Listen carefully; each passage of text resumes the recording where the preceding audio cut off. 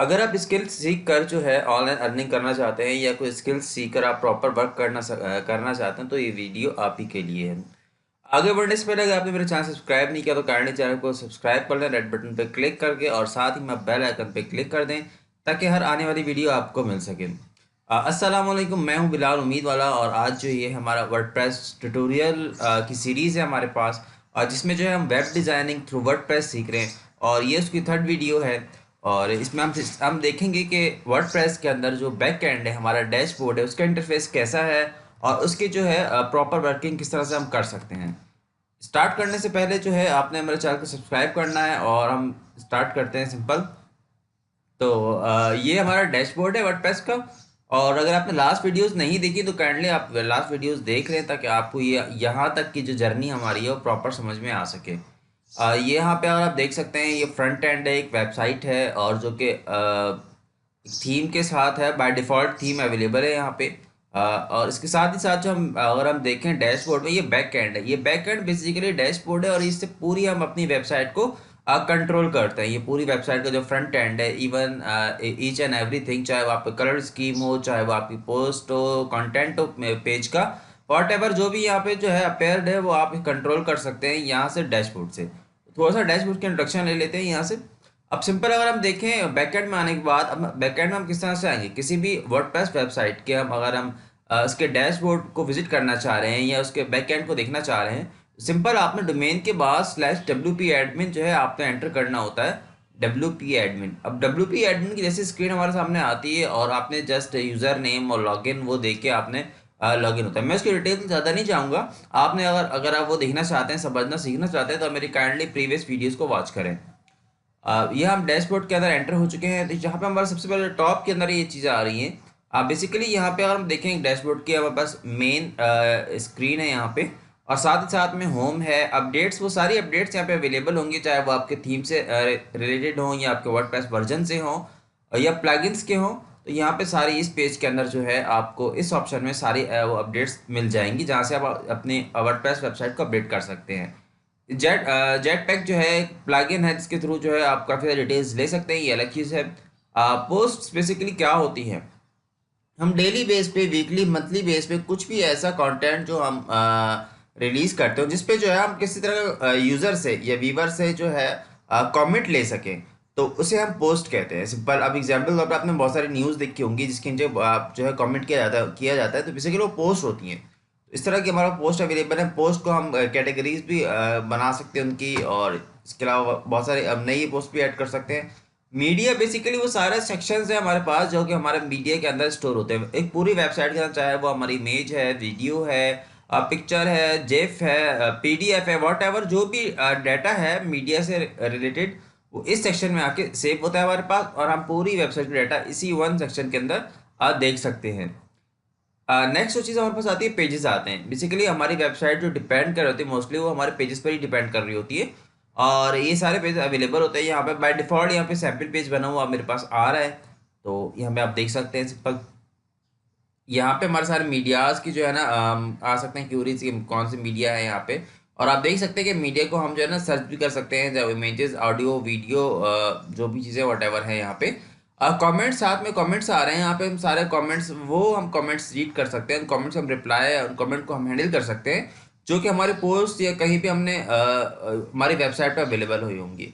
WP form basically एक form का है प्लगइन, और ये बिल्टन आ रहा है वर्डप्रेस के साथ, तो ये भी आप यूज़ कर सकते हैं। हम इंशाल्लाह आने वाले वेबसाइट के अंदर कंप्लीट प्रोफेशनल जो है वेबसाइट डेवलपमेंट डिज़ाइनिंग, चाहे वो हमारे फॉर्म्स हो, गैलरीज हो या स्लाइडर्स हो, वॉट एवर जो भी हमें वेबसाइट के अंदर बनाने के लिए उन्हें चाहिए, हम वो यूज़ करेंगे।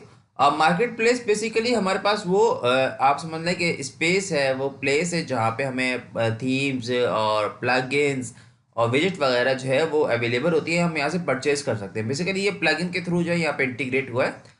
अपेयरेंस जो है वो हम देख सकते हैं। अगर अपेयरेंस बेसिकली होती क्या, अपेयरेंस है डिस्प्ले अपेयर, हम नॉर्मली भी यूज़ करते हैं अपेयरेंस कैसी है, ये ऐसे अपेयरेंस है। यहाँ पे हम जो है बेसिकली सबसे पहले हमारे पास जो टॉप के अंदर वो थीम्स हैं। थीम बेसिकली क्या होता है, थीम बेसिकली किसी भी वेबसाइट की जो है आप समझ लें डिस्प्ले डिज़ाइन जो है। हमने अक्सर थीम्स यूज़ की होंगी मोबाइल के अंदर, हमने थीम्स यूज़ की हैं, हमने डिफरेंट सॉफ्टवेयर्स में, एप्लीकेशंस के अंदर, इवन हमने विंडोज़ यूज़ करते हैं तो विंडोज़ के अंदर भी जो हम जो है डिफरेंट थीम्स यूज़ करते हैं। तो बेसिकली ये पूरी थीम पे डिपेंड कर रही होती है।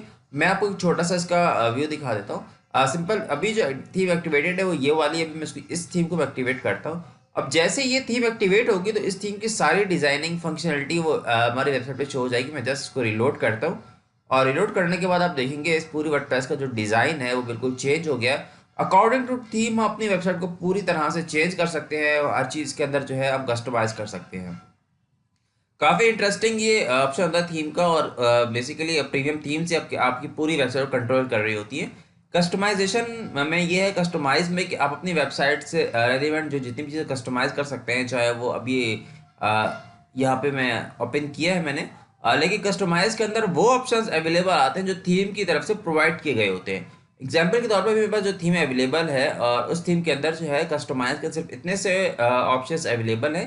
अगर आप कोई प्रीमियम थीम लेते हैं या कोई और थीम लेते हैं तो अकॉर्डिंग टू थीम यहाँ पे जो है फंक्शंस कम और ज़्यादा हो सकते हैं। वो आपकी थीम पे डिपेंड करता है। सेकंड जो है विजिट एरियाज हैं। विजिट बेसिकली वो एरिया होता है जहाँ पे आप कोई भी फंक्शनलिटी शो करवाते हैं। एग्जाम्पल के तौर पे हमारे पास एक ये ब्लॉग साइट की विजिट है। अब इसके अंदर जो है सर्च की ऑप्शन मौजूद है, रिसेंट पोस्ट है, रिसेंट कमेंट है, आर्काइव, कैटेगरीज एंड मेटाज। अगर आप फ्रंट वेबसाइट में देखें तो हमारे पास ये देख सकते हैं आपकी ब्लॉग के अंदर ये जो विजिट्स है ये कॉल हुई है। आप देखिए आर्काइव, कैटेगरीज, मेटाज और रिसेंट पोस्ट और रिसेंट कमेंट्स। अब इस विजिट को मैं जहाँ जहाँ जिस जिस जगह पे अगर मैं इसको डिस्प्ले में लेके आऊँगा ब्लॉग साइड बार विजिट को, तो ऑटोमेटिकली इसके अंदर ही जितनी 6-8 चीज़ें हैं वो सारी शो हो जाएंगी। ये 6 चीज़ें हैं। तो बेसिकली विजिट ये वो एरियाज होते हैं जिनको हम अपनी वेबसाइट पे मल्टी टाइम शो करवा सकें सिंगल पोस्टिंग के साथ। एग्जाम्पल के तौर पे हम देखेंगे, हमें हमेशा वेबसाइट का फूटर जो है वो सेम नज़र आता है।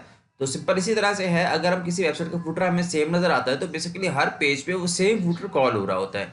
तो इसी तरह से जो है हमारे वेबसाइट में सेम फूटर कॉल हो रहा होता है और विजिट्स जो है वहाँ पे विजिट्स अप्लाई होती हैं। सिंगल विजिट एरियाज अप्लाई होते हैं जो कि हर जगह जाके शो हो रहे होते हैं।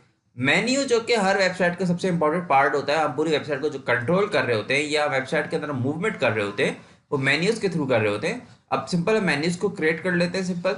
इंशाल्लाह जब मैं इसकी वेबसाइट जब कंप्लीट हम प्रैक्टिकल की तरफ आएंगे तो हम आपको वन बाय वन जो है इसको प्रैक्टिकल करके दिखाऊंगा। अभी जस्ट जो है आपको एक थोड़ा सा इंट्रोडक्शन देना है इन एरियाज का, इन सेक्शंस का कि आप किस तरह से कर सकते हैं।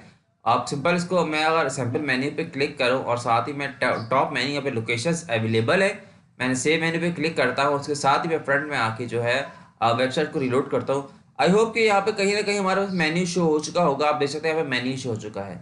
मेन्यू जो शो होता है वो अकॉर्डिंग टू थीम सेटिंग्स की शो होता है कि थीम में उस मेन्यू की सेटिंग कहाँ पर है। अब यहाँ पर जो थीम है यहाँ पे मेन्यू के हमारे पास लोकेशन जो है सिर्फ 2 हैं। आप देख सकते हैं कि टॉप मेन्यू है सोशल लिंक मेन्यू, और इस तरह से कुछ थीम है जहाँ पे 4 होती हैं, 6, 8, 10 काफ़ी सारी होती हैं। वो डिपेंड करता है बेसिकली आपकी थीम पर, मोस्टली डिपेंड कर रहा होता है कि आपकी थीम पे वो मेन्यूज कहाँ कहाँ पे और कैसे कैसे अपेयर हो सकते हैं।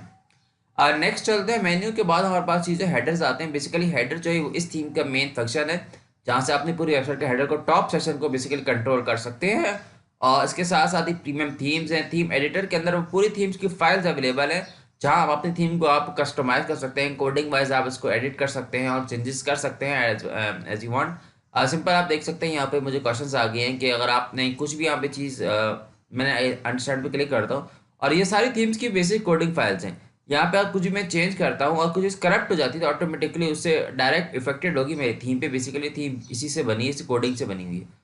यहाँ पे मैं कस्टमाइज कर सकता हूँ थीम को। इसके बाद हमारे पास आते हैं प्लगइन्स। प्लगइन्स बेसिकली वो फंक्शनलिटी होती है जो हम अपनी वेबसाइट पे शो करवाते हैं। एग्जाम्पल के तौर पे बड़ी कॉमन एग्जाम्पल देता हूँ मैं कि मुझे एक जो है स्लाइडर चाहिए या गैलरी चाहिए। तो मुझे अपने इमेज स्लाइडर को या गैलरी को शो करवाने के लिए अगर थीम के अंदर ऑप्शन मौजूद नहीं है गैलरी का या स्लाइडर का, तो उसे मैं प्लगइन्स के थ्रू करवा सकते हैं। प्लगइन्स बेसिकली वो फंक्शंस हैं, वो छोटा सा सॉफ्टवेयर कह लें, वो छोटी सी एप्लीकेशन कह लें जो आपके वेबसाइट से अटैच हो जाती है और आपकी वेबसाइट को वो फंक्शन प्रोवाइड करती है जो उसकी आपको नीड होती है। आपको कॉन्टैक्ट फॉर्म चाहिए तो आप कॉन्टैक्ट फॉर्म का प्लगइन लेंगे, आपको अगर स्लाइडर चाहिए तो आप स्लाइडर का प्लगइन लेंगे, अगर आपको गैलरी चाहिए तो आप गैलरी का प्लगइन लेंगे। इस तरह से आपको जो जो चीज़ें चाहिए होती हैं आप उस अकॉर्डिंग टू दिस आप प्लगइन्स वो लेते हैं और आप प्लगइन्स ऐड भी ऐड न्यू पर प्लगइन्स भी क्लिक कर सकते हैं, आप प्रीमियम प्लगइन्स भी ले सकते हैं। हम इंशाल्लाह आने वाले टाइम के अंदर इसको प्रॉपर देखेंगे। यूज़र, अब यूज़र बेसिकली किसी भी वेबसाइट के लिए मल्टीपल यूज़र्स होते हैं, आपने देखे होंगे अक्सर। सब्सक्राइबर एक यूज़र है, एक एडमिन यूज़र है, एक कंट्रीब्यूटर यूज़र है, और साथ ही साथ में जो है एडिटर यूज़र है। तो अपने वेबसाइट को आप डिफरेंट यूज़र्स असाइन कर सकते हैं कि वो एज पर उनके फंक्शनलिटी वो वर्क कर सकें। कोई एडिटर बना सकते हैं आप, डिफरेंट यूज़र बना सकते हैं, तो आप सिंगल वेबसाइट को मल्टीपल यूज़र के थ्रू कंट्रोल कर सकते हैं।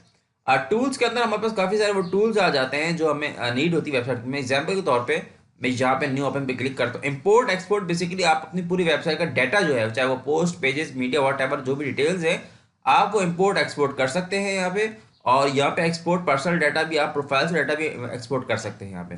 टूल्स के अंदर बेसिकली अगर मैं इंपोर्ट पे क्लिक करूँ तो काफ़ी सारी चीज़ें हमसे अवेलेबल हो जाएंगी। और आप देख सकते हैं ब्लॉगर्स आप इंपोर्ट ब्लॉगर्स आप इंपोर्ट कर रहे हैं, आप RSS से इंपोर्ट कर रहे हैं, आप वर्डप्रेस किसी वेबसाइट से इंपोर्ट कर रहे हैं, तो यह सारी चीज़ें मौजूद हैं। इसके साथ ही साथ हमारे पास आगे जो मेन चीज़ आती है वो सेटिंग्स की आती है। सेटिंग्स जो है हमारे पास पूरी वेबसाइट की जो मेन बाय डिफॉल्ट कह लें या ग्लोबल सेटिंग कह लें, वो यहाँ पे अवेलेबल है। यहाँ पे आप देख सकते हैं साइट टाइटल अवेलेबल है, साइट टैगलाइन है, और उसके साथ साथ ही जो है आप time date format, time format, आप कैशे लेवल आप सेट कर सकते हैं। आप अभी मेंटेनेंस मोड पर है, कमिंग सून पेज पे आप देख सकते हैं आप एक्टिवेटेड है। आप इसको ऑफ भी कर सकते हैं, ऑन कर सकते हैं, आप सिंपल डिटेल्स चेक कर सकते हैं। रीडिंग राइटिंग की स्पीड है, यहाँ पे मीडिया का आप कंट्रोल कर सकते हैं। तो एक बेसिक सा इंट्रोडक्शन था जो मैंने आपको बड़ा क्विक टाइम के अंदर मैंने देने की कोशिश की। आई होप आपको कुछ ना कुछ समझ में आया होगा।